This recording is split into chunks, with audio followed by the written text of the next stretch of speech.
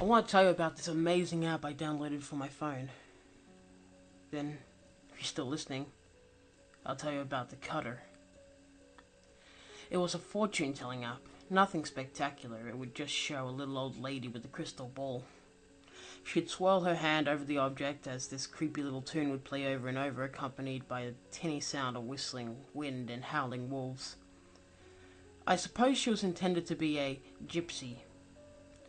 The woman had a computerized text-to-speech voice, like so many things these days, but it was set in a deep tone with a thick accent. She sounded like she'd smoked a bit too much over the decades, and the accent would have gotten her a part in any old-timey cult horror flick. "Ah, yes, I see, yes, it's all becoming clear to me," she droned in that off-kilter voice that bordered between human and machine. Then, your prediction, sort of like a horoscope, would appear in the screen. The voice would helpfully read it out to you. "You will come into a great sum of money. Yes, I have foretold it." Kind of silly, really. I considered it a toy, like any other application downloaded free off that special store. It quickly replaced that Lil Sucker app as my most used. That's the one where your screen looks like it's a full bottle of milk and you hold it at an angle, make a sucking noise into the mic. You know what, forget it. Anyway, it was all fun and games until the damn thing started coming true. Not all of them, of course, at least not that I could tell. The time it told me I'd come into money? You guessed it. My phone rang. I answered it to find that I was talking to a pair of local radio DJs. They insisted that I had called into them, despite what I knew to be true. I figured it was some sort of on-air prank and decided to play along. "Alright, if you guess the answer to today's big prick puzzler, you win." They called it that because the questions were always health or hospital related. You know, like a syringe prick. This was uncanny because I'd been working in a nursing home for the past 3 years. The question related to Alzheimer's disease, and I snapped the answers off as soon as they were done reading the question. "That's right!" The sound effects of clanging bells and flushing toilets emanated from the phone. "You've won the Kick 107.5 FM's $107.50 giveaway. And since our last 5 contestants answered incorrectly, that means the prize money has rolled over to..." Are you ready for this? I froze, equally jazzed and horrified. "You've just won $537.50! There was the money that the universe decided I was due. The only person I told about the app was my best friend, Megan. She got so excited I was sure she'd wet the floor. "It really happened?" She clasped her hands over her mouth and stared at me, wide-eyed. "I came into money," I replied. "That sounds unsanitary. Remind me to never ask you for change." She laughed and dug around in her purse and retrieved the phone. "I want it. Where did you get it?" I directed Megan to the proper place, and within moments she was running the program over and over again, her swayed little hands grasping the phone tight as her eyes leered, unblinking, into her own tiny digital magical mirror.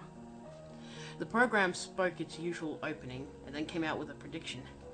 "You will meet with a tall, dark, and handsome man." "Ooh," Megan cooed. I thought the money thing was cliched. "Hey, shut up, don't jinx it." Her phone let out a small chirp like an alert noise. After a second of giving the device a confused look, she turned the phone towards me expectantly. "What's this part?" I studied the image. It was a bird's eye view of the city, like Google Maps or something. At the center was a green dot that clearly represents our location. "No idea." I stroked my chin. "I haven't gotten to that yet. I guess it's some sort of GPS thing." Did you switch apps?" "Nope." "Huh." At the top corner of the map, a red dot moved into view. "Now there's a red one." I waited as she turned the phone back to her face and found the note I'd referenced. Like a destination, maybe. "You switched apps."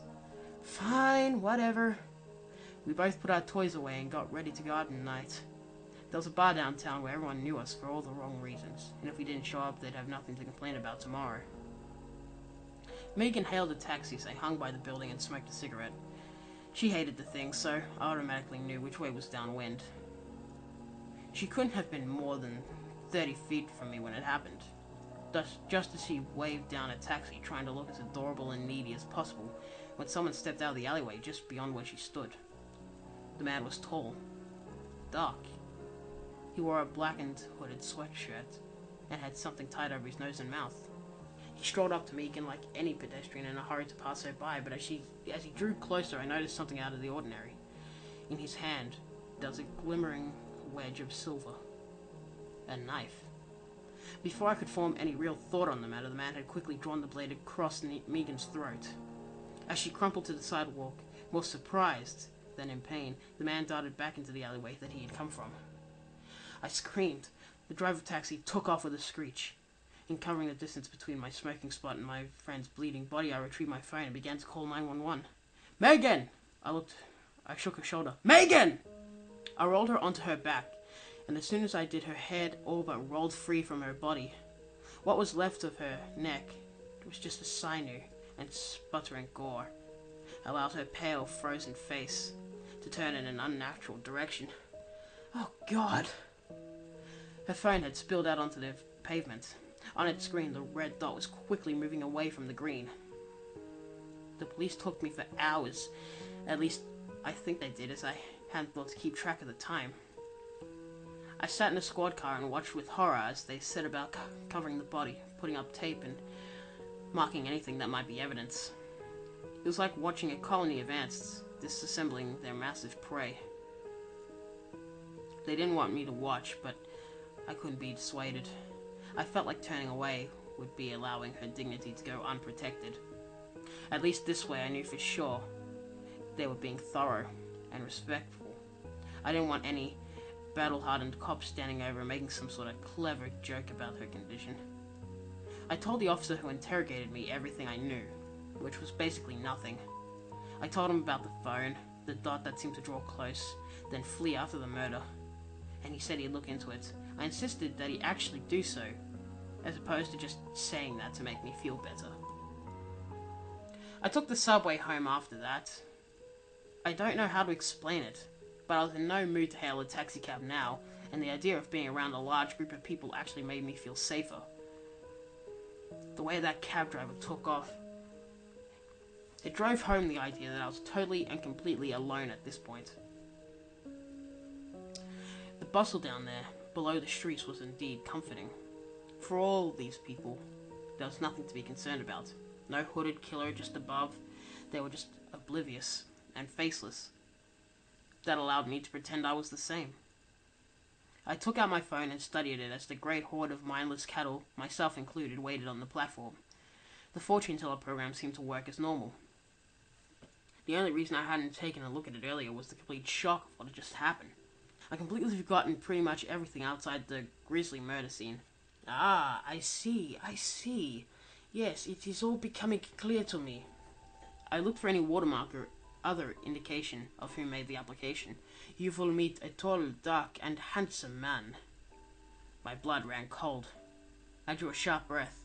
Around me, others cast a glimpse my way but remained uninvolved. That was the exact message Megan had gotten right before. The phone chirped, and I mentally begged for it to do anything other than what I expected. To my disappointment, the screen switched over to an overhead map view of the subway system. There, at the center, was the green dot. Me. I quickly put the phone away and started surveying my surroundings frantically. Everyone was either looking towards the tracks, talking with each other, or consulting maps. Except him. One man, across the sea of people, leaned against the stained white wall and locked eyes with me. His humorless face, his dead eyes, told me this must have been the man in the hood. He put his own phone into his pocket of his sleeveless army surplus jacket and took a step forward. I could see now why he had concealed his identity, as his arms, the entire length of both arms, sported fresh, heavy scars as if he'd repeatedly sliced himself, either for fun or out of some psychosis. The cutter. As the subway train pulled in, there was a standard rush for the doors. Everyone wanted to get home, either after a long day's work or just as an extensive tour of the city. Feeling no need to be polite at this point, I shoved others out of the way as I bolted into the vehicle. I tried to call 911 again, but my phone was locked out. All I could do was look at the desolate overhead map and watch the red dot come closer to mine. "Help!" I shrieked at the top of my lungs. "That man's a murderer!" I thrusted my fingers toward the cutter damningly. He had closed half the distance and was watching me through the window glass. Nobody so much as looked my way. In fact, they made every effort to cast their eyes away, towards posters, the floor, anywhere. I watched as the cutter entered the doors one compartment ahead of me. As the doors began to close with a pneumatic hiss, I made one final desperate move and flung myself through them, back out onto the platform. The doors closed and I didn't see him come out after me. I had won. I was once again minged with the people who had just exited. I could easily wait for the next one, or better yet, I could just dial the police from a payphone. As soon as they had all appeared, everyone was gone once more. I checked my phone. The red dot hadn't moved. Looking back over my shoulder, I saw the cutter standing on the thin ledge across the tracks. I hadn't seen him leave because he pried open the opposite doorway. With a leap, he was hauling himself up onto the platform again. I made a sprint for the stairwell, but he was faster. Almost immediately, as I started running, he was nearly on top of me. I wheeled around on my heels, a can of pepper spray in my fist. He growled, dragging a nasty folding knife from his pocket. The painted handle displayed a forest scene with a buck raising its antlers before the sun. "You want to hurt me?" He gave a sick sort of grin and held out his wrist. "Is that what you want to do?" The cutter dragged the blade across his soft flesh of his wrists, drawing copious amounts of blood. He gave the crimson rivulets only the slightest glance before locking eyes with me once again.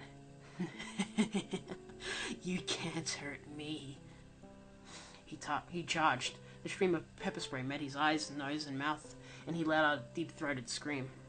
Apparently, I could hurt him. The cutter swiped at me blindly, his knife slicing the air as I exhaled it. I had unwittingly backed myself into a corner between a series of tilted columns, and knew that it was only a matter of time before that stalk of silver met its intended target. I made a wild kick, cracking his testicles with the point of my shoe. It was a move that I could have easily missed, as I had no training as such, and the adrenaline haze had me more on the brink of passing out than performing the expected feats of strength. The cutter slumped a bit, but was largely unfazed. I grasped at his fist, at the knife, with both hands. As he rained down punches with his free arm, knocking out teeth and shattering my cheek, I managed to pry his fingers apart just enough for the weapon to fall free. The knife clattered to the ground, sending a sharp echo through the empty terminal. With the advantage of sight, I managed to pluck it from the floor as he clumsily groped around in the grime. Before I knew what I had done, the blade was stuck in his back. It's not like the movies, or television. When you kill someone, when you stab or shoot them in the chest or stomach, they don't just fall to the ground and die instantly. The cutter heaved a mix of blood and stomach contents onto the ground with great spans of red. He frantically attempted to draw the knife from his back. It was in vain, as he couldn't reach. Finally, he crawled on his hands and knees like an infant and slumped against one of the columns. He wheezed, the ground covered with his life fluids. One of his eyes had opened a bit, the swollen lids parting by virtue of size rather than due to his preference. That one reddened, watering eye peered at me accusingly. "What did I ever do to you?" he gurgled. Confused, I looked down at my feet and spotted his smartphone. The screen showed a top-down view of the subway system. There was a green dot where he was. Mine was red.